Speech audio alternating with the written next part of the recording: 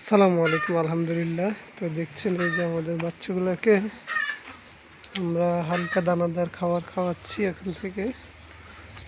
আর এই যে আমাদের নতুন গাভীটার আপডেট, এই যে বাচ্চাটা এখন মোটামুটি একটু সুস্থ আছে। নাভিটার মধ্যে আসলে সমস্যা হয়েছে, তো যাই হোক আলহামদুলিল্লাহ। এই যে আমাদের গরুগুলো রেস্ট করতেছে।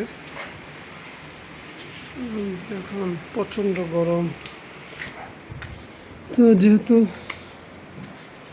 মাঝে মাঝে বৃষ্টি হয়, তুফান হয়, তো সেই জন্য আসলে আমরা পর্দাগুলো এখনও উঠাইতেছি না, যেহেতু আমাদের ঘরটা মোটামুটি একটু ঠান্ডায় আছে বর্তমানে।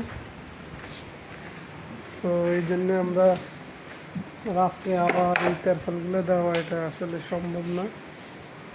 এই জন্য আমরা গরুগুলোকে মোটামুটি এভাবে সেফে রাখার চেষ্টা করতেছি আলহামদুলিল্লাহ। তো যাই হোক, সবাই দোয়া করবেন। আসসালামু আলাইকুম।